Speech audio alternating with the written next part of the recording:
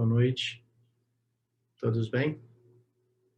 Então sejam todos bem-vindos para a nossa palestra de hoje, cujo tema vai ser ética e conduta moral, como meios para desenvolver serenidade, lucidez, mas mais do que isso. De acordo com os ensinamentos budistas, não há possibilidade de um desenvolvimento espiritual senão pela conduta ética e moral. Então é importante a gente saber isso, no sentido em que, como que nós podemos nos incentivar ou nos animar a ter uma conduta ética e moral, o que muitas vezes é muito difícil, dependendo da onde nós estamos inseridos, né? Tendo talvez muitas pessoas ao nosso redor não tendo tanta conduta ética, tanta conduta moral, não se preocupando talvez muito com isso. Então, como é que a gente desenvolve isso? Como é que nós, na verdade, como é que nós sustentamos o entusiasmo em sustentar uma conduta ética e moral no mundo? Então, o chave que nós devemos olhar é isso. O que eu vou fazer, eu vou usar alguns slides para que a gente possa ilustrar um pouco como que no caminho budista nós podemos fazer isso. Dentro da prática budista, os ensinamentos de Siddhartha são extremamente precisos em como que nós podemos fazer isso. Mas não está somente dentro do caminho budista. Eu acredito que no que eu vou estar colocando para vocês aqui, seja, sim, algo que eu possa ver aquilo que é comum à humanidade, em termos de aspiração, em termos de como podemos desenvolver uma conduta do pensar, falar e agir que nos direcione a esse resultado. Então, eu penso que é por aí que a gente vai falar. Então, por exemplo, quando na estrutura filosófica budista, aqueles que querem ter o budismo como caminho espiritual, o caminho de uma prática, uma conduta de vida, essas pessoas geralmente recebem um refúgio. O refúgio é uma cerimônia extremamente simples, comparado com dentro do caminho vajrayana, com outras cerimônias, iniciações de extrema complexidade.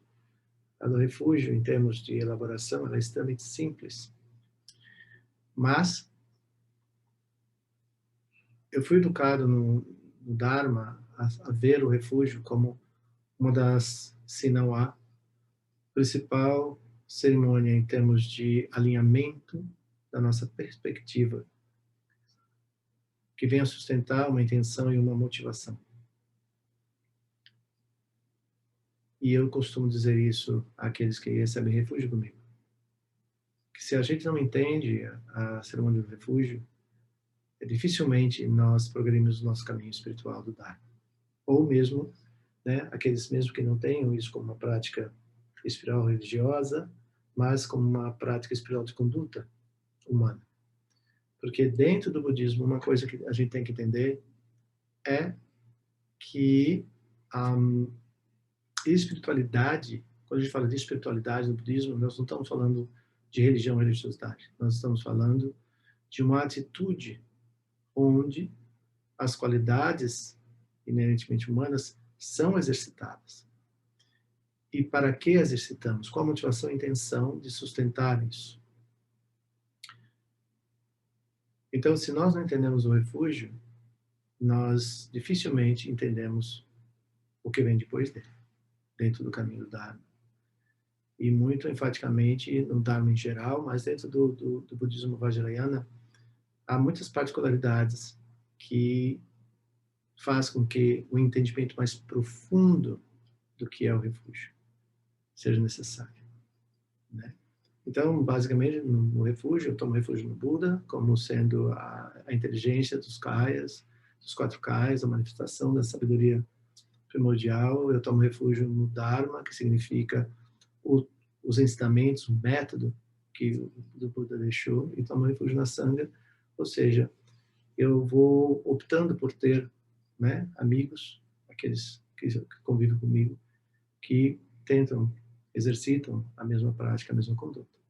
Então, isso é da estrutura budista. Agora, numa vida normal, mesmo não sendo praticante budista, nós também vamos perceber a importância da conduta ética.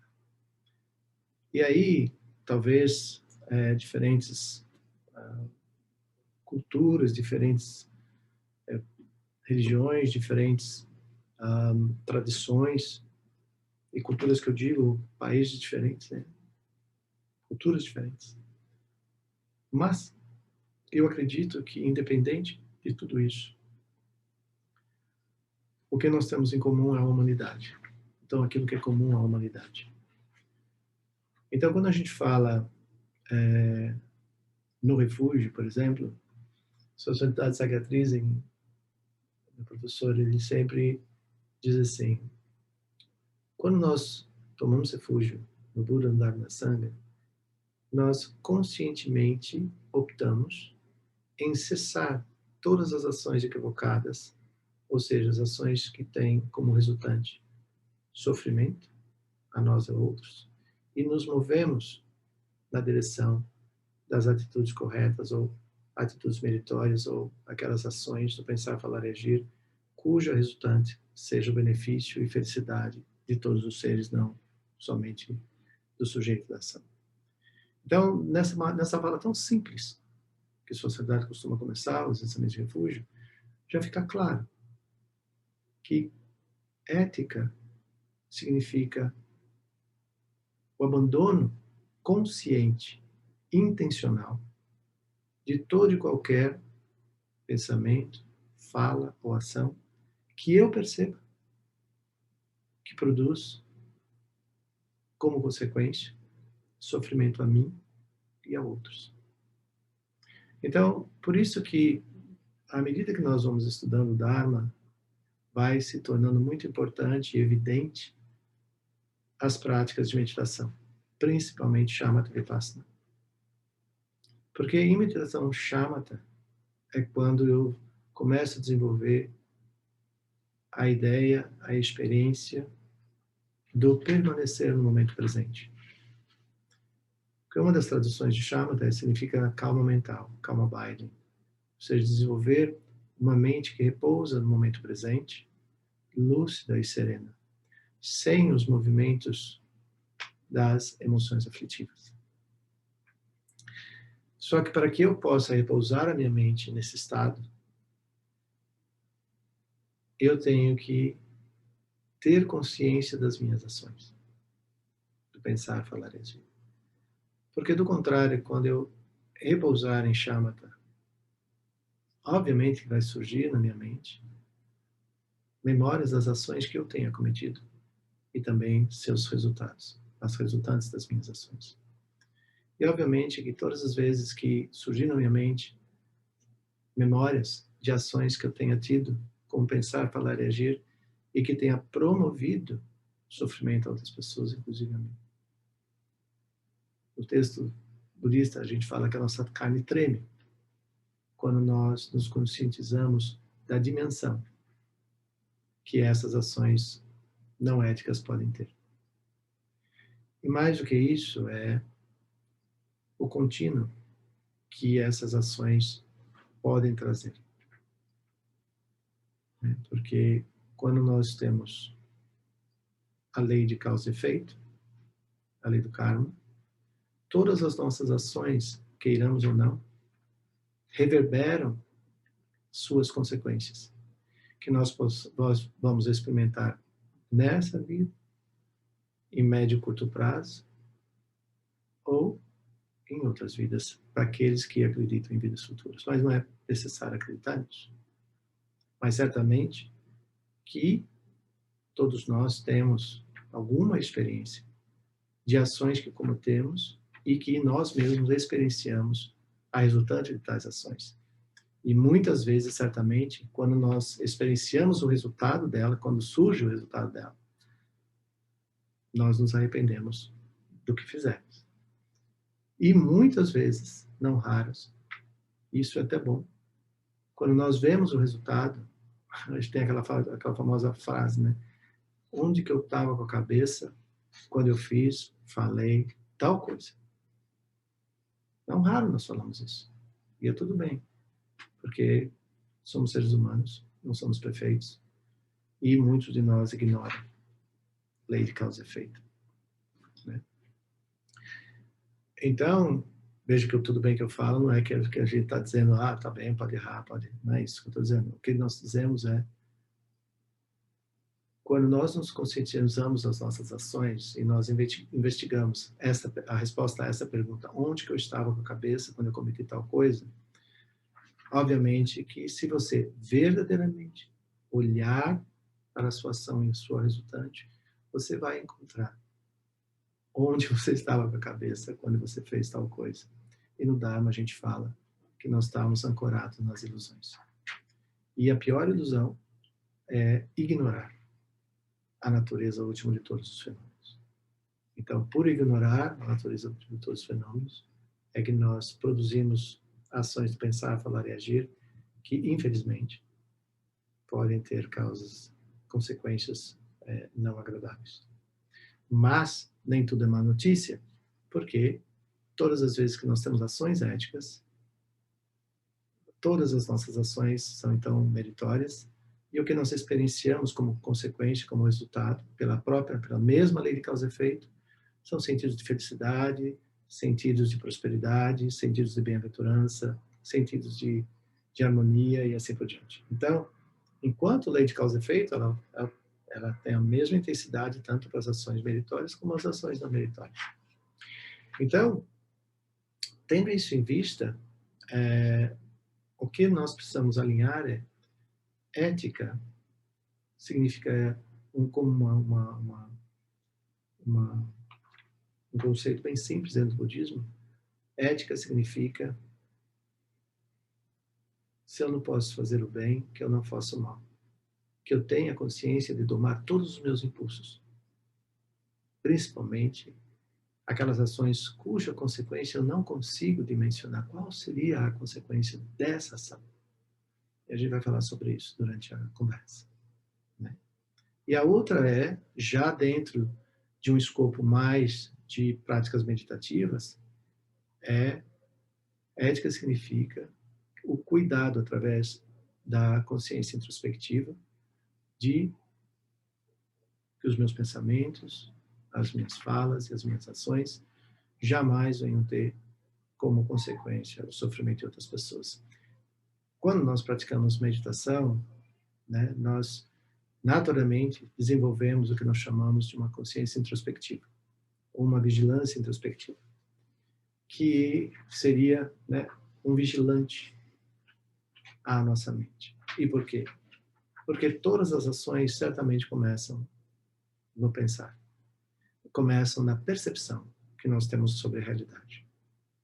E todas as vezes que a nossa percepção da realidade repousa na ignorância sobre a natureza não inerente de todos os fenômenos, ou seja, todos os fenômenos surgem e são experienciados dadas as causas e condições.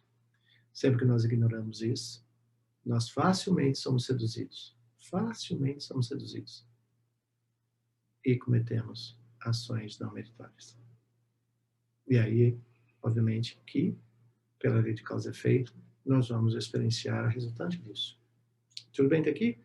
Então, é importante que a gente elabore isso de uma maneira mais cognitiva, na verdade.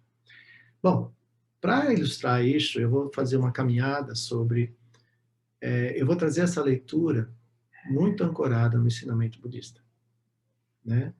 Porque a intenção dessa palestra é justamente o porquê e como as condutas éticas e morais têm a possibilidade, vamos dizer assim, de nos levar ao desenvolvimento espiritual. E desenvolvimento espiritual aqui não tem nada a ver com religião e religiosidade. Quando a gente fala em desenvolvimento espiritual, significa que nós desenvolvemos cada vez mais as nossas qualidades. Da generosidade, da bondade, da paciência, da concentração, da ética, e assim, do esforço, para que nós nos esforçamos em determinadas tarefas e assim por diante. Então, é importante que a gente ter isso claro para nós. E aí, eu vou passar pelo principal ensinamento do Dharma.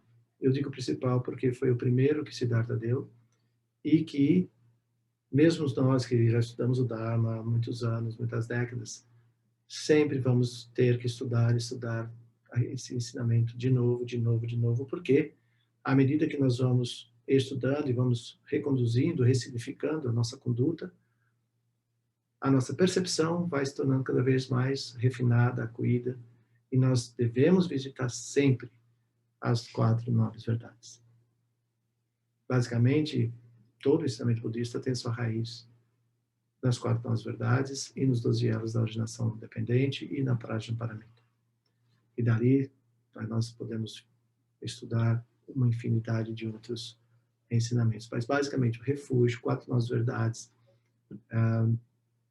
a originação dependente e a Prajnaparamita acaba compondo, né, um escopo de conhecimento e práticas de vida que nos levam seguramente ao estado desperto. Então eu vou pedir ao meu assistente que comece a projetar os slides e aí a gente vai falando sobre eles um pouquinho, né, só para vocês terem, né, algum visual do que nós estamos falando, e a partir disso a gente pode elaborar mais. Ok? Então, vamos lá. Então, o tema da aula é cultivando a ética e conduta moral, cultivando serenidade e lucidez. Então, há várias definições de ética, né? Spinoza tem várias, por exemplo. Mas nós vamos nos debruçar sobre o princípio da ética no sentido budista e a conduta moral como a conduta da sociedade ancorada dentro desse princípio ético, ok? Então, ética é cessarmos todas as ações que possam produzir como consequência resultante a sofrimento a nós e a outros. E quando nós falamos de trazer essa ética dentro de um comportamento da sociedade, então se torna uma conduta moral. Tá bem? E por quê? Obviamente, porque é óbvio, eu acredito que sempre que nós temos uma visão ética do mundo, e aí mais para frente a gente vai usar uma citação de Sua Santidade Dalai Lama, quando fala de responsabilidade universal. Então, quando nós cultivamos ética, nós vamos cessando, diminuindo cada vez mais as ações cujo resultado pode ser a experiência das nossas emoções aflitivas, raiva, ódio, inveja, ciúmes, ganância, mesquinhez e assim por diante. Porque esses são os venenos mentais que produzem em nós desequilíbrio. E desequilíbrio significa não serenidade, não lucidez. E por que a conduta ética e moral é um promotor de desenvolvimento espiritual? Simplesmente porque ele sustenta o princípio da empatia, da compaixão e do altruísmo. Então, sempre que nós conseguimos associar nossas ações com a intenção de que ela seja benéfica a todos os seres, não somente a nós, nós produzimos desenvolvimento espiritual. E lembrando que a palavra espiritual não está associada à religião, religiosidade necessariamente, mas sim a uma experiência de vida feliz. Próximo, por favor. Então, eu gostaria de trazer uma fala de Albert Einstein e compartilhar isso com vocês. A humanidade, né? Então, a gente vai ler. Alguns slides a gente vai realmente ler para ter uma reflexão sobre isso. Então, experienciamos a nós mesmos com nossos pensamentos e sentimentos como algo separado do resto. um tipo de ilusão de ótica da consciência. Essa ilusão é um tipo de prisão para nós, nos restringindo aos nossos desejos pessoais e afeição às pessoas próximas a nós.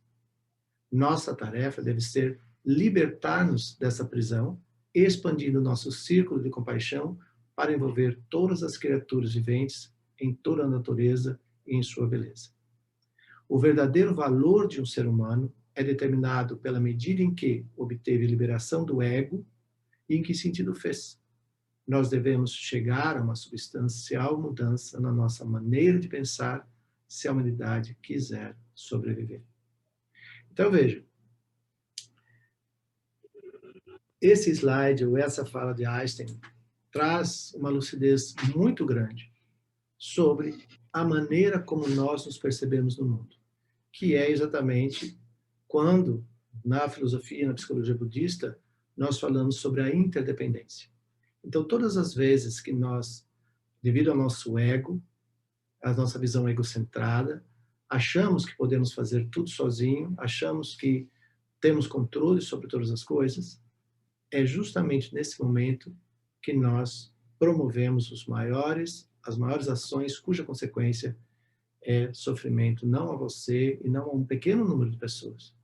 Mas nós temos que lembrar que as nossas ações ecoam na eternidade. Nas nossas ações não se restringe ao momento. É que nem a fala, o verbo. Se eu falar mal de alguém para uma pessoa e depois eu perceber que eu me enganei ao ter feito tal julgamento, a pessoa para quem eu falei certamente já contou para alguém, já contou para alguém, já contou para alguém. Em que momento que você consegue cessar a consequência da sua fala? Nunca. Não há como. Por isso que eu acho muito bonita a frase que tem no filme O Gladiador, quando ele diz que o que nós falamos ecoa na eternidade. Uma vez que você conte algo a alguém, é impossível parar essa fala. Mesmo que tenha aquelas conversinhas íntimas, não conta para ninguém. Imagina que eu não vou contar para ninguém, só vou contar para um amigo mais íntimo, que também vai contar para o seu amigo mais íntimo. Então, quantos amigos íntimos, né, essa corrente caminha? Então, é importante, nessa fala do Einstein, que nós tenhamos a consciência de que essa visão simplista, ego-focada, egocentrada, é promotora de muito sofrimento na nossa sociedade. Muito sofrimento.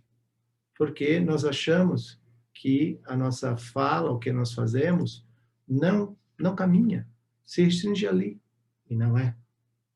E por isso que dentro da filosofia budista, nós nomeamos o tempo todo ações do pensar, ações do falar e ações do agir.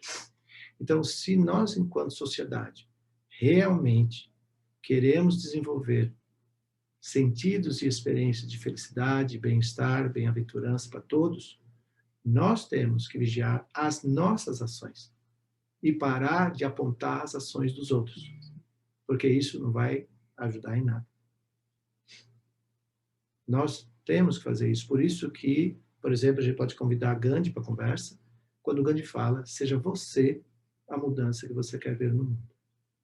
Então, dentro do conceito budista de ética, nós somos responsáveis pelas nossas ações e que elas sejam promotoras de contentamento, de paz, de harmonia e, acima de tudo, que ela inspire outras pessoas a também fazer isso. Ou seja, entender que o nosso mundo não se restringe àquela meia dúzia de pessoas que formam um círculo mais próximo.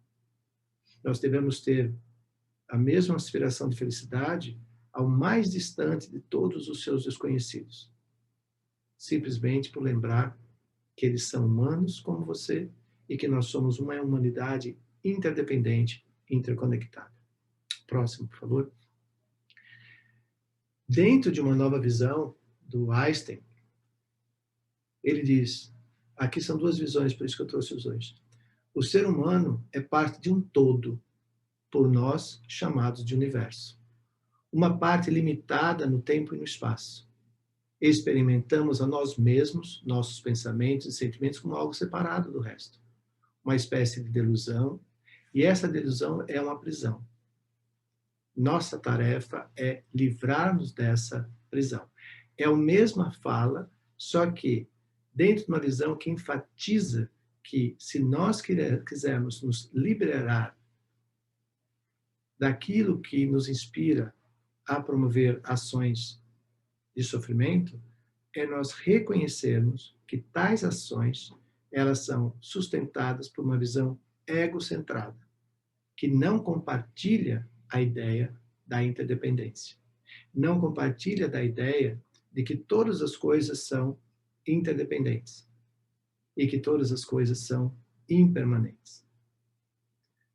Quando nós trazemos para essa conversa um princípio fundamental do início dos ensinamentos do Siddhartha, que vai falar sobre a vaziez. Vai falar que Siddhartha diz: a grande raiz do sofrimento é ignorarmos a natureza última dos fenômenos. Isso quer dizer, de uma maneira bem simples, todas as vezes que nós depositarmos nossos sentidos de felicidade em coisas temporais, nós estamos experienciando felicidade igualmente temporal. Então, para que nós possamos expandir a compreensão e a experiência de felicidade, nós devemos procurar como que nós podemos desenvolver sentidos de felicidade, contentamento, alegria, regozijo, dentro da verdade relativa, onde todas as coisas são coemergentes, ou seja, todas dependem de causas e condições. As experiências de vida que nós temos, elas são coemergentes de causas e condições. Porquanto as causas e condições permanecerem, nós experienciamos, mas certamente essas causas e condições em algum momento vão cessar e essa experiência vai cessar junto. Então, como que nós conseguimos desenvolver sentidos mais longos, mais plenos de felicidade? Seria, na experiência de felicidade, já saber e aceitar que ela é impermanente. Com isso, nós não desenvolvemos expectativas, não desenvolvemos apego, não tentamos segurar situações quando elas de fato já se foram e elas somente continuam a existir porque nós nos apropriamos de uma coisa que nunca pôde ser apropriada, porque em sua natureza ela é vazia. Próximo, por favor. Então, tendo isso, né, em vista em relação a como nós construímos essa visão e sustentamos essa visão de mundo, Sua Santidade Dalai Lama vai colocar uma coisa que é importante, porque o tema nosso é ética e conduta moral, desenvolvendo experiência de lucidez e serenidade e o crescimento e desenvolvimento espiritual. Então, tanto Sua Santidade Dalai Lama como Sua Santidade Sakya-Trizin tem vários ensinamentos onde eles vão dizer claramente, não há a mínima possibilidade de nós desenvolvermos sentidos e experiências de felicidade duradouros se nós não tivermos alinhados a isso a nossa conduta ética e moral. Por quê? Simplesmente, há que cessar todas as ações cuja resultante sejam promotoras das emoções aflitivas e dar continuidade e expansão a todas as ações que promovem em nós a diminuição e pensar a cessação das emoções aflitivas. Mas para que nós possamos chegar nesse resultado último, é somente quando nós desenvolvemos a visão plena sobre a natureza última dos fenômenos. Porquanto houver a noção de sujeito-objeto, essa dualidade da mente permanece e, devido a ela, esses vai e vem, né, das nossas emoções afetivas vão permanecer. Então, quando Sua Santidade Dalai Lama diz que considera que a espiritualidade seja relacionada às qualidades do espírito humano, ou seja, da nossa humanidade, e quais são elas? Nenhuma desconhecida de nós. Amor e compaixão, paciência e tolerância, capacidade de perdoar, contentamento, noções de responsabilidade, noções de harmonia. É quando nós desenvolvemos atitudes do pensar, falar e agir alinhado a essas qualidades, é que nós vamos construindo e sustentando cada vez mais sentidos e experiências de uma vida mais serena, mais lúcida e mais feliz.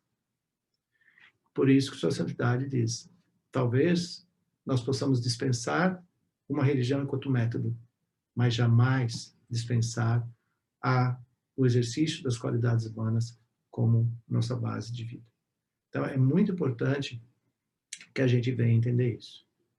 Agora, quando nós vamos olhar para as 4 novas verdades de uma maneira bem simples, nós vamos simplesmente fazer isso para entender como que essa visão equivocada sobre a natureza dos fenômenos, na verdade, acabam sendo promotoras das emoções aflitivas e da não serenidade, da não lucidez e da violência.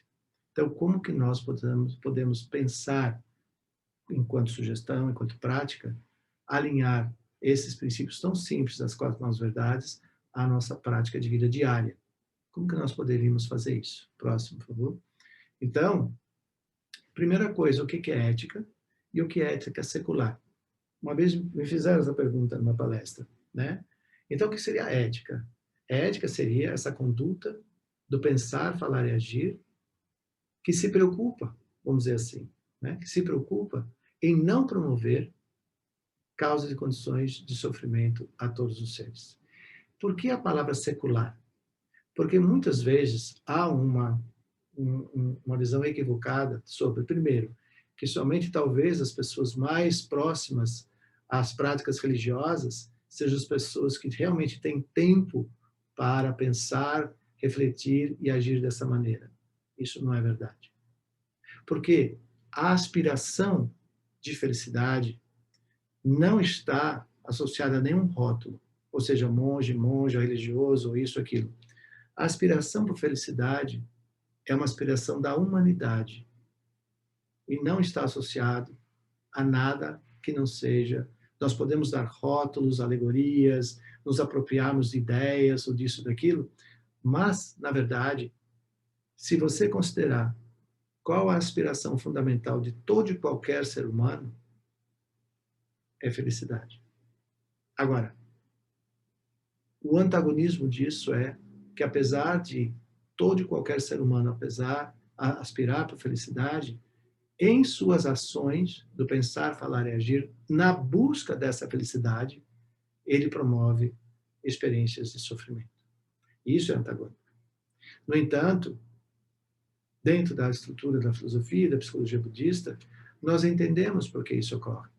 Ocorre porque todo e qualquer um de nós que tiver a aspiração de felicidade e correr atrás de coisas materiais, temporais, para exercício dessa felicidade, cedo ou tarde vai experienciar profundo senso de sofrimento. Porque toda e qualquer coisa material, ela é temporal, ela é impermanente e ela finda. Então, se você depositar sua felicidade na sua xícara, por exemplo, só um exemplo, né? A xícara é a minha causa de felicidade, né? E essa xícara quebrar, lá se foi a sua felicidade.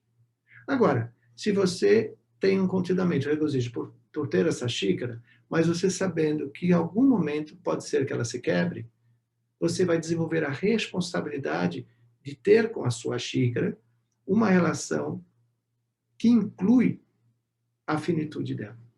Agora, se você tiver uma relação com qualquer coisa que você não admite a finitude dela, então, mesmo usufruindo da sua xícara, há em você, de uma maneira bastante sutil, ou talvez grotesca até, o medo de que essa xícara possa quebrar. Então, mesmo tendo a causa e condição que você apontou como felicidade, o seu nível de ansiedade e medo e angústia só de pensar que um dia essa xícara pode quebrar. Então, racionalmente, você pode até saber, é uma xícara de vidro, ela pode realmente quebrar. Mas você não aceitar isso. Então, o tempo todo, você vai caminhar numa angústia, numa ansiedade, mesmo experienciando o objeto que você escolheu como uma experiência de felicidade. Então, quando nós falamos de ética secular, nós queremos dizer que a ética não está dentro deste ou daquele grupo, desta ou daquela sociedade, desta ou daquela religião. A ética é uma maneira de dizer a nossa aspiração por felicidade. Quando nós pensamos ética como zelar para que as nossas condutas do pensar, falar e agir não venham produzir para nós e para outros experiências de sofrimento. Então ela é secular. Ela vale para todos os seres, não só para este ou aquele grupo. Próximo, por favor. Então era necessário, de uma maneira bem sucinta, dizer isso. Muito bem.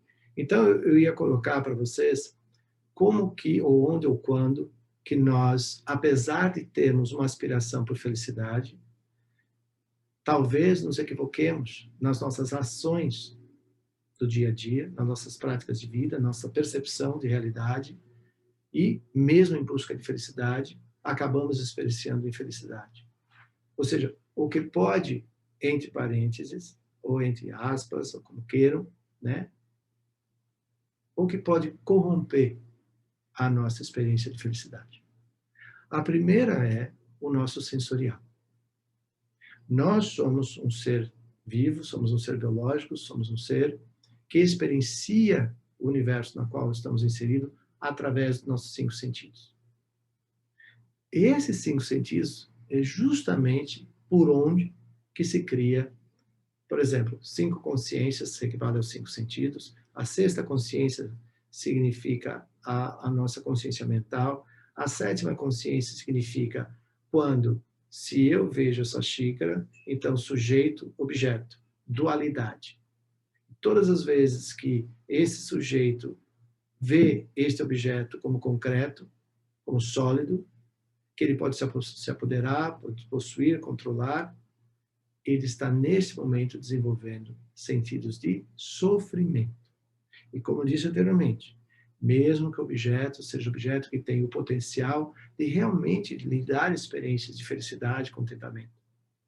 Mas quando nós ignoramos a natureza vazia do objeto, nós desenvolvemos as emoções aflitivas. Então, o Buda coloca isso muito claro. O que pode corromper a minha ética? Quando as minhas ações, olhando para um objeto, deixarem de ser éticas para que eu possa possuir, controlar, regozijar, me dispor, fazer o que eu quiser com esse objeto. Porque é a ilusão de que o objeto é sólido e que eu posso fazer o que eu quiser com ele.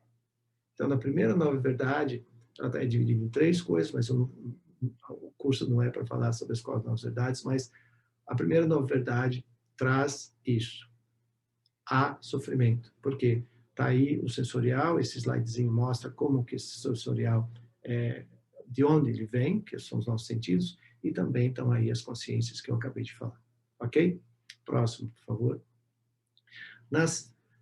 Eu trouxe esse slidezinho, essa fala de Sociedade Sagatrizen, para dizer assim, né, dentro dessa ideia de sensorial, dentro dessa ideia de que as coisas que nós experienciamos são sólidas e que nós podemos fazer delas o que nós quisermos para promover em nós experiências de felicidade, nessa ação nós podemos produzir resultantes que nós não tínhamos ideia. Então, uma das coisas éticas é, se eu não sei, né, a consequência da minha ação, eu devo evitá-la. Eu não devo realizar. Por mais prazerosa, por mais ilusão que você possa ter sobre uma determinada prática de vida, eu devo ter a consciência de saber qual vai ser a resultante dessa minha ação. Se eu não souber, o melhor é não fazer. Então, dentro do princípio budista do refúgio, eu falo não mentir, não matar, não roubar, não se intoxicar e não ter má conduta sexual. Se eu estivesse dando aula sobre isso agora, a gente ia desenvolver em profundidade o que cada uma dessas linhas diz, principalmente na nossa prática de vida. Atual, mais atual possível, para que a gente use exemplos de prática de vida, para que a gente possa se sintonizar sobre isso. Porque esses 5 preceitos, eles são 5 preceitos que dão sentido e sustentação a uma cultura ética no mundo. Então, Nessa foto, por exemplo, né, que é perto daqui, é o Rio Tietê, com essas espumas todas, a sociedade diz: nós devemos estar bem cientes da interdependência entre todos os seres e que, de fato, dividimos o mesmo planeta e cada uma das nossas ações impacta as demais. Nós precisamos aprender a manter a nossa terra e a ser cada vez mais atento ao que nós temos de recursos naturais. Eu trouxe esse slide, então vários deles vão ser em relação ao meio ambiente, porque é um tema atual, onde nós, como seres humanos, desde de nossa casa, com nossos filhos, com as crianças e tudo mais, esse ensinamento da ética e da conduta, dentro da cultura tibetana, por exemplo, ela é lá de baixo, ela é basilar. As crianças, desde pequenininho, elas vão aprendendo essa responsabilidade um pelos outros, a cuidar um dos outros, a zelar pelo meio em que elas vivem, e assim por diante. Porque no egoísmo sensorial, nós podemos produzir tantas coisas que possa ter como resultante uma foto como essa e umas outras que eu vou mostrar. Próximo, por favor. Dentro da segunda nobre verdade, é quando se fala sobre o karma, ou a lei de causa e efeito. Basicamente, nós devíamos ter e cultivar todo o tempo essa ideia bem simples. Se eu não sei a resultante da minha ação, eu não devo tê-la. Simplesmente isso. Se eu não sei se é verdade ou mentira, eu não falo. Se eu não sei qual... Eu tenho um slide que eu vou falar isso, mas vou adiantar um pouco. Sociedade da Alemanha fala assim: se eu não sei a consequência de cortar uma árvore no fundo do meu quintal, que será desflorestar uma floresta? Porque a dimensão da resultante, ela é totalmente conectada à ação e o seu impacto. Então, muitas vezes, por exemplo, acabei de mencionar os cinco preceitos do refúgio. Não mentir. Não mentir é não mentir. Nós temos a mania de falar assim: é só uma mentirinha. É só uma mentirinha sobre a sua percepção. Pode ter certeza que, na percepção de outros, pode ser uma tremenda de uma mentira. O ponto é, qual é a necessidade de mentir? É esse o ponto que você deve perguntar a você mesmo, toda e cada vez que você sentir necessidade de omitir ou de mentir.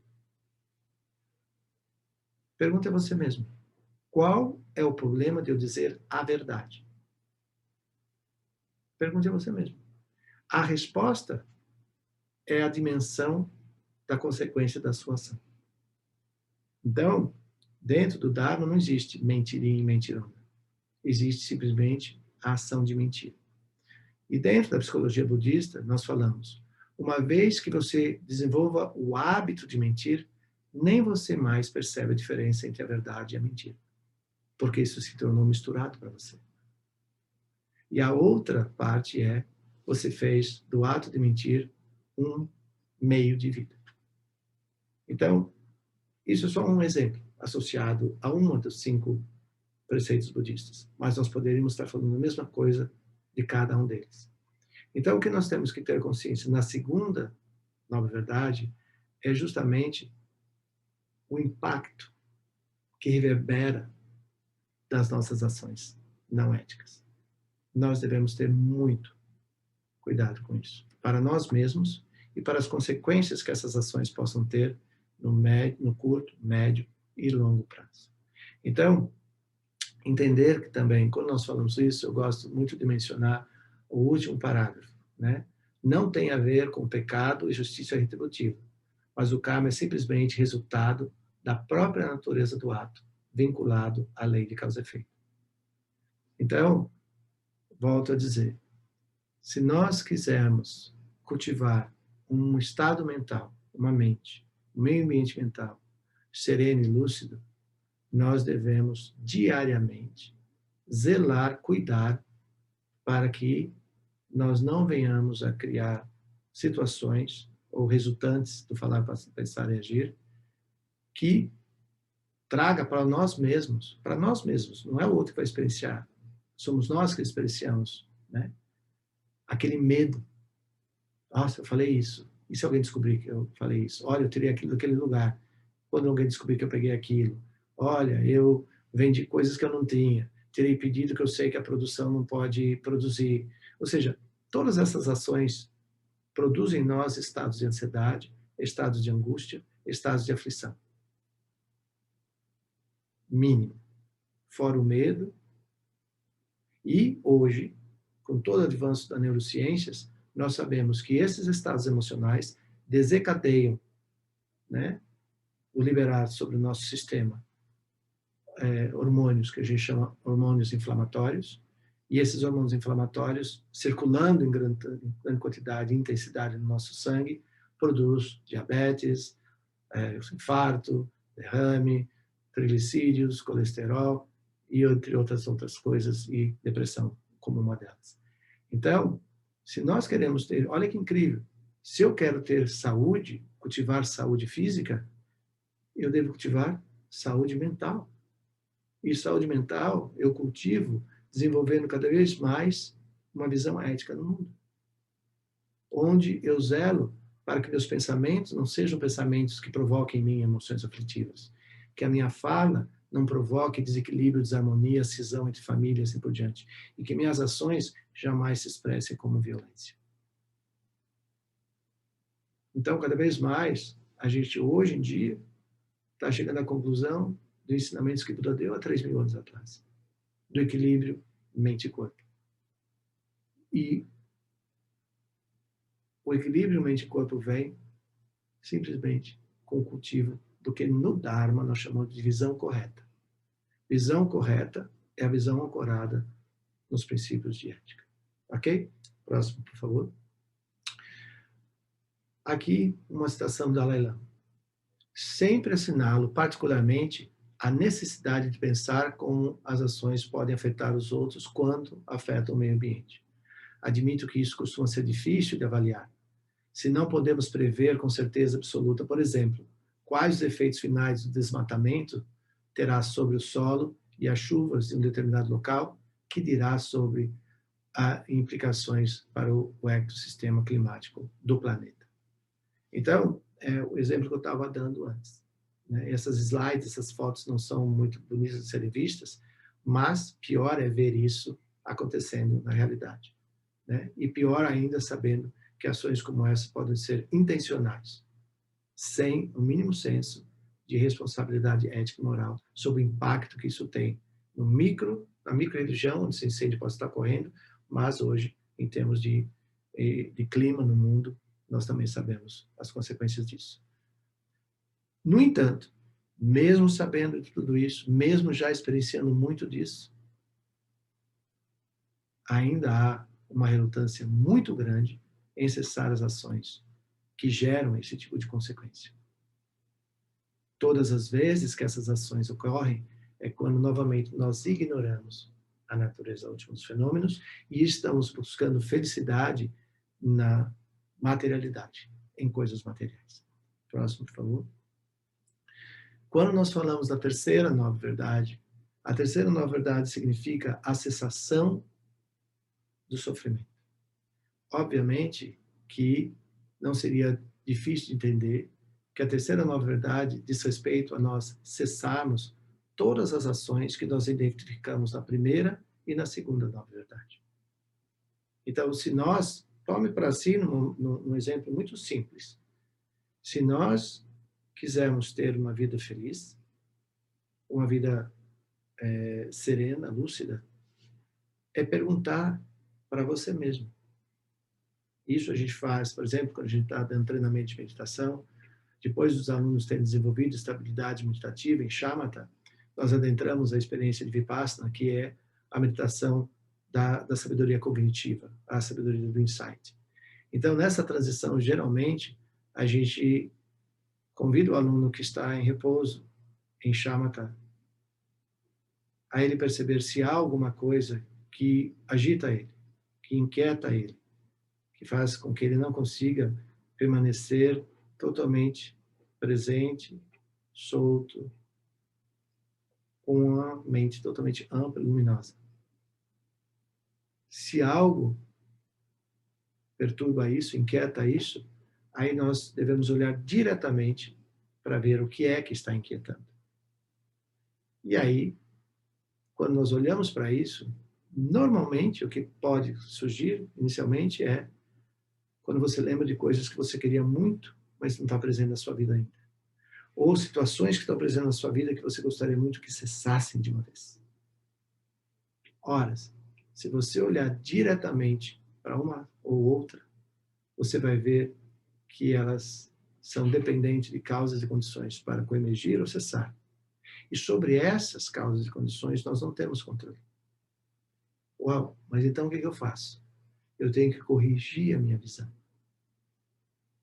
sobre as coisas que eu tanto quero e sobre as coisas que eu não quero mais. E entender que, em última instância, mas não é no entendimento racional. Eu posso ter o entendimento cognitivo, que é o que vai surgir na análise vipassana, mas aí eu tenho que trazer, migrar esse conhecimento racional para a experiência. E deixar que essa experiência, né, repouse. E aí eu cesso isso. Então, eu tenho que trabalhar na visão, no entendimento das causas e condições, mesmo que sobre elas eu não tenha controle, mas eu posso elaborar ações conscientes e lúcidas que desconstroem a ilusão sobre a materialidade, sobre a configuração daquilo que pode estar ali me inquietando. E aí eu vou perceber o quão importante essa visão ética é, para que eu possa desenvolver visão correta, ação correta, fala correta, meio de vida correto e assim por diante. Próximo slide, por favor. Então, dentro dessa visão, nós olhamos o importante de observar as ações virtuosas e as ações não virtuosas. Importante olhar aquilo que eu devo aceitar e acolher e aquilo que eu devo evitar. A palavra rejeitar não é no sentido de aversão, mas eu devo evitar as ações que eu percebo claramente que promovem sentidos de sofrimento e que me impedem de repousar numa experiência de lucidez e serenidade. Próximo, por favor. Aí, o que acontece? Eu tenho que, dentro do Dharma, ou mesmo na nossa vida cotidiana, existe uma coisa que é não muito congruente.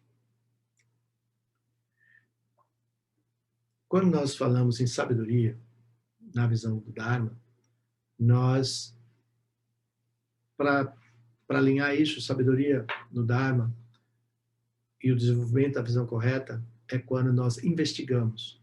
O Dharma tem como princípio investigar, analisar a natureza dos fenômenos. Ou seja, daquilo que me inquieta, aquilo que eu tenho ilusão que vai me trazer muita felicidade. Ou seja, eu tenho que ter a visão penetrante, a visão correta sobre qualquer um desses fenômenos. No entanto, não raro ocorre de nós termos uma compreensão racional plena sobre a natureza vazia dos fenômenos, ou seja, que todos os fenômenos só existem dadas as causas e condições que permitem que eles existam, e quando essas causas e condições cessarem, eles vão se dissolver e eu não vou mais experienciá-los. Racionalmente, não é tão difícil de entender. Aplica esse entendimento sobre objetos do seu apego. Aí você vai ver uma negociação enorme, né? Aplica isso sobre os seus objetos de apego. E vê se parece tão natural. Não é. Porque eu racionalmente entendo, mas eu não consigo deixar ir. Eu não consigo me despedir. Não consigo deixar ir. Então, isso é muito comum na visão da experiência, que é um outro ensinamento. Né? Na visão da experiência, quando eu trago esse conhecimento cognitivo, intelectual, racional, e tento aplicá-lo na minha prática de vida, e eu percebo como é difícil.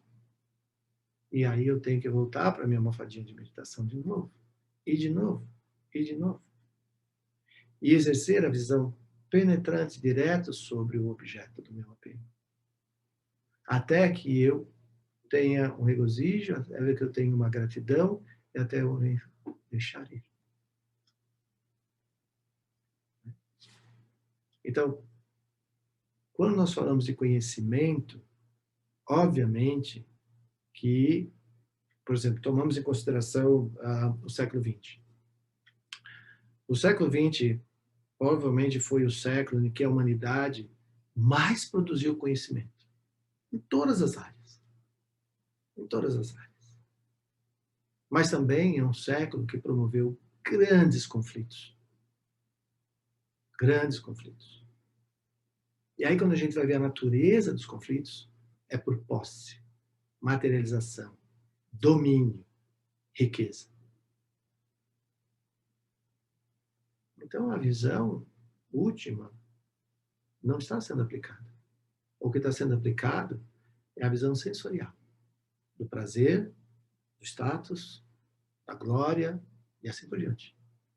Não tem nada a ver com a busca da felicidade legítima ou a felicidade genuína, que permite que a gente usufrua das coisas, mas que nós não matemos por ela, que nós não criemos conflitos por causa dela, que nós não dominemos conhecimento e deixamos outros morrerem pela falta do conhecimento.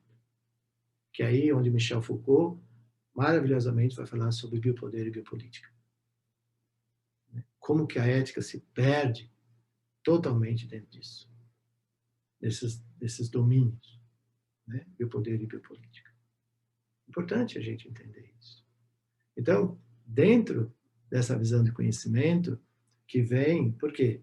A terceira nova verdade diz respeito à desconstrução da ilusão, que promove causas e condições de sofrimento, mas, por quanto isso permanecer no intelectual, nós não conseguimos praticar a quarta nova verdade, que já vem em seguida. Mas, enquanto esse slide é importante, né, entender, por exemplo, isso é a foto de um campus universitário nos Estados Unidos, né, onde se produz conhecimento. Então, a humanidade, o ser humano, tem uma capacidade incomensurável de produzir conhecimento. Porém, infelizmente, ele peca no uso do próprio conhecimento que ele produziu. Quando ele transforma isso em moeda de troca, quando ele transforma isso em poder, em domínio, em detrimento da felicidade de outros, de muitos outros. Né? Então fica aqui a minha sugestão para quem gostar de ler sobre isso, que leia um pouco de Michel Foucault, Biopoder e Biopolítica. Tá? E dentro da filosofia budista há ensinamentos profundos sobre isso. Então, o conhecimento por si só não propicia a felicidade originária do desenvolvimento interior, que não depende de fatores externos. Embora o conhecimento muito detalhado e específico de fenômenos externos seja uma considerável realização, a insistência em tornar o meta preponderante de nossos esforços, longe de nos trazer felicidade, pode, na verdade, ser perigosa. Pode tirar-nos o contato com a realidade mais vasta da experiência humana e, de maneira especial, a nossa dependência dos outros. Porque, se você realmente gostar de olhar o conhecimento na perspectiva ética, conhecimento é algo para ser multiplicado. Conhecimento é algo que deve proporcionar benefício e felicidade a incontáveis seres.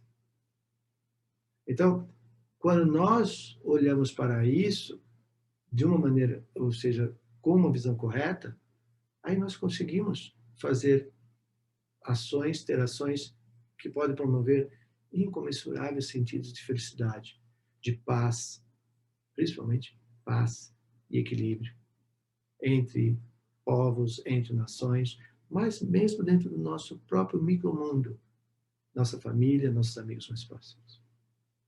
Porque aquilo que acontece no micromundo, se bem trabalhado, vai se reverberando para anéis e vai se tornando cada vez mais amplo.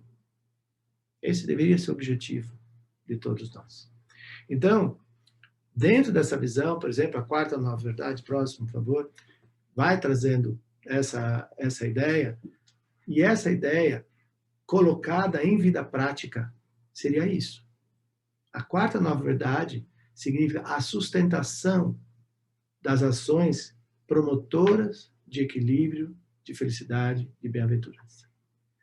ou na linguagem que eu estava dizendo, aquelas ações cujo resultado possibilita um estado de contentamento legítimo, de felicidade genuína, de equilíbrio. Então, a primeira nova verdade era: há sofrimento, e com a origem do sofrimento, a cessação do sofrimento e o caminho óbvio. Primeira verdade, segunda verdade, terceira verdade, quarta verdade. Então, essa é a quarta nova verdade. Essa já é a conduta após você ter entendido e determinadas ações do corpo falimente sua, agora na sua vida normal, na sua prática de vida, com seus amigos, no seu trabalho, onde você estiver, é onde você não tem mais nenhuma ação do pensar, falar e agir promotora de sentidos de sofrimento e passa, pelo contrário, a ter uma conduta humana que traga essas características. Então, nós temos palavra correta, ação correta, meio de vida correto, diz respeito à conduta ética. Esforço correto, plena atenção correta e concentração correta é disciplina mental. Pensamento correto e compreensão correta é a sabedoria cognitiva. Agora, note que tudo isso termina com correto. A palavra correta, correta, correta. Na verdade, esta palavra correta significa ético. Ou seja, o que eu falar não promova sentido de sofrimento a ninguém. Que as minhas ações do falar não promova sofrimento a ninguém. Que o meio de vida que eu tenho não seja a custa de atos de corrupção, de corromper ou ser corrompido, buscando vantagens sobre si em detrimento da necessidade do outro. Ou seja, por isso que cada uma dessas qualidades, elas estão seguidas da palavra correta, porque é a sustentação da base ética, ou seja, que a resultante de qualquer uma dessas 8 ações não tenha como resultante o sofrimento de alguém. Então, isso sim é trazer para a nossa prática de vida, onde nós estivermos, seja o trabalho que a gente tem, os amigos que nós tivermos, onde a gente estiver, nós podemos fazer isso. Quando você perceber que você está sendo seduzido a não fazer não ter esse tipo de ação, procura perguntar para você: por que eu estou fazendo isso? Quando você experienciar a consequência da ação, você se pergunta: é essa a vida que eu quero ter? Porque ninguém vai fazer isso por nós. Absolutamente ninguém. Nenhum ser externo pode fazer isso por nós. Aquilo que nós temos que fazer por nós mesmos. Então, essa é a grande responsabilidade. Próximo, por favor. Então, por onde começar? Pergunta essa. Por onde começo? Aí, próximo, por favor. Eu gosto sempre de usar o slide do Larousse, que fala sobre quando eu quero tornar a minha experiência de vida uma experiência de vida mais gentil, mais feliz, mais que promova para mim crescimento social, humano, espiritual, intelectual, acadêmico. Todos nós merecemos. Todos nós. Independente da nossa classe social, da nossa nacionalidade, de onde nós tenhamos, onde nós estejamos. Todos nós somos seres humanos e, por assim dizer, eticamente, somos todos merecedores de ter uma experiência de vida feliz. Todos, sem nenhuma exceção. Mas a responsabilidade sobre as ações que cada um de nós tem, cuja resultante da ação seja a experiência disso que nós queremos, felicidade, contentamento, bem-aventurança e assim por diante, reside em cada um de nós. Não está na mão de ninguém. Visível ou invisível. Não terceirize a sua responsabilidade. Assuma a sua responsabilidade. Faça uso do seu dia, faça uso do seu corpo saudável, da sua mente inteligente e assim por diante. Se você não fizer, quem vai fazer? Então, esse slide do Larousse, esse texto faz parte de um texto sobre educação, o que era necessário na experiência do aprendizado. Né? E todos nós estamos aprendendo todo dia, não é só em sala de aula que a gente aprende, na verdade a gente aprende todo dia na vida. Então, qual seria a nossa postura perante a vida para que a gente possa ter como resultante experiências de felicidade e contentamento? Aí, esse slide do Larossa, que para mim ele é muito inspirador. Próximo, por favor. Então, em última análise, o que nós devemos evitar? Qual ações que nós devemos evitar?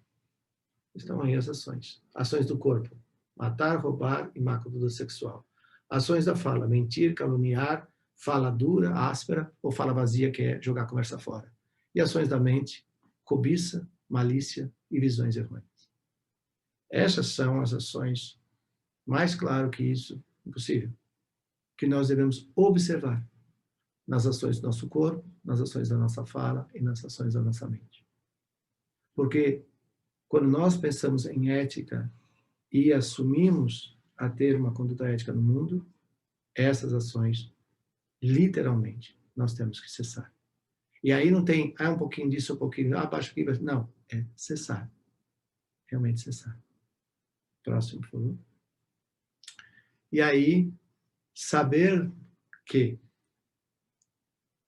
os 5 grandes contaminantes da nossa mente são raiva, orgulho, apego, inveja e ignorância. A base de tudo isso é a ignorância.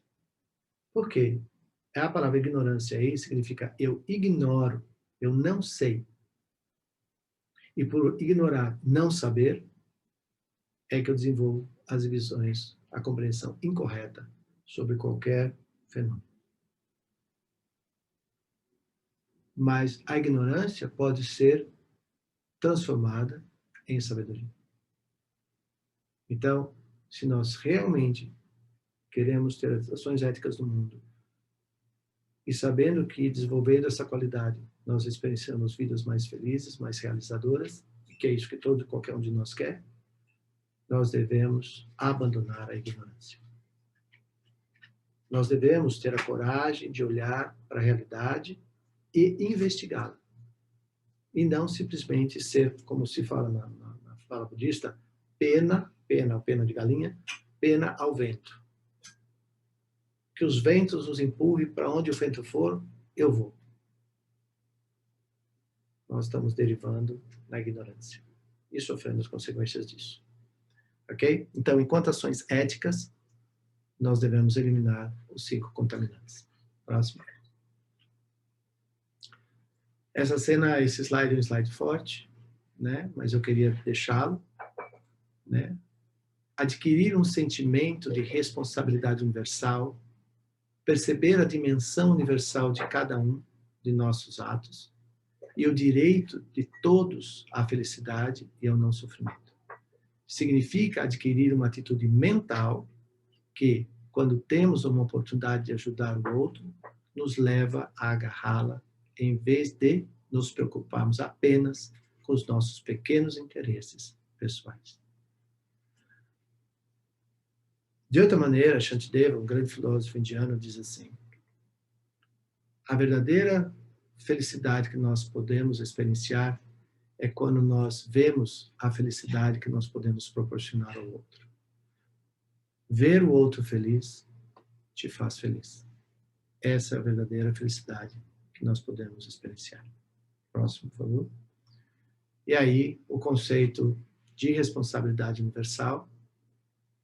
Ao se pensar seriamente em gestão, meio ambiente, educação, sustentabilidade, se faz necessário uma abordagem ampla e sistemática sobre suas causas. Sociedade Sagyatrizi, agir sobre tais causas não é algo inalcançável. O modo como ele nos apresenta a ética permite compreendermos tais desafios e tais transformações qualitativas como intrínsecos ao modo como o ser humano se relaciona consigo mesmo e com os outros. O que isso quer dizer, em últimas palavras, é a responsabilidade universal, ela começa pela responsabilidade por nós mesmos. Ela começa com a responsabilidade por nós mesmos. Depois, você vai naquela coisinha lá embaixo, desce, naquela coisa, aí, clica aí. Pronto, agora vai girando os slides até onde nós estamos. Então, o que acontece é, quando nós meditamos, por exemplo, nós nos familiarizamos com nós mesmos. Ao nos familiarizarmos com nós mesmos, nos torna mais fácil entender a dimensão do outro. Quando nós percebemos como é difícil mudarmos a nossa visão, nós também agora respeitamos e acolhemos a dificuldade do outro. Quando nós descobrimos que nós somos capazes de produzir sentidos de felicidade, nós também acreditamos que o outro tem essa mesma capacidade. Quando nós entendemos a interdependência, quando nós realmente entendemos que nós não fazemos nada se não for pela contribuição que incontáveis outros têm em nossas vidas. E que para que nós possamos realizar qualquer coisa, nós precisamos do equilíbrio da natureza. Essa natureza. Água, terra, floresta, mares, rios. Porque nós somos um ser biológico que depende diretamente do equilíbrio da natureza ao nosso redor. Nós somos um ser social que depende de construir pontes e vínculos verdadeiros entre nós. Onde e pelas quais esses vínculos permita que nós venhamos exercer o amor, a compaixão, a generosidade, o acolhimento, a paciência, a tolerância, que junto possamos desenvolver com muito esforço ações cujo resultado serão objeto de regozijo e felicidade. Então, quando nós entendemos isso, nós entendemos a interdependência de tudo isso e também entendemos que tudo isso é fim, porque tudo isso só é possível através das causas e consequências, das causas e condições, delas se tornarem presentes e nós temos consciência das causas e condições e elaborarmos ações. E assim fazendo com que esse movimento, né, gire como a roda do Dharma. Então, eu penso, próximo slide, eu acho que é o último, realmente é.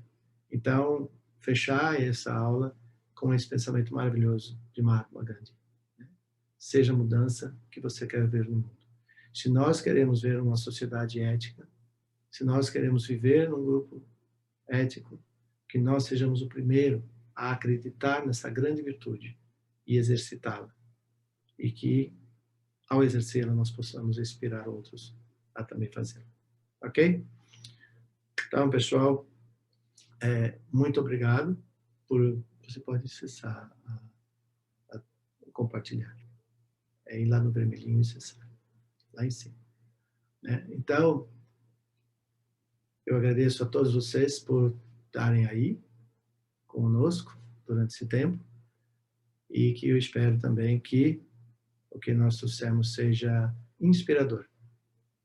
Entendemos a importância da nossa conduta ética e moral e o quanto da nossa felicidade genuína provém dessa atitude. Então, eu acredito que hoje em dia, principalmente nesse momento que nós estamos passando, ter essa visão ética do mundo, ter essa visão da interdependência, ter essa visão, né, do quanto nós podemos ser um para o outro, causa e condição de felicidade, de paz, de equilíbrio, de esperança, e assim por diante. Então, é com essa intenção que eu trouxe esse tema para a palestra de hoje. Então, agradeço a todos pela presença, por estarem aí conosco, e nos vemos, quem está no curso de amanhã à noite, dos 12 elos, ou quem está no curso da quinta-feira, sobre reduzindo sofrimentos, sustentando contentamento, nós nos veremos certamente nas próximas 2 noites. Pessoal, um grande abraço, meu muito obrigado a todos, e até a próxima, tá bom? Um abraço a todos vocês.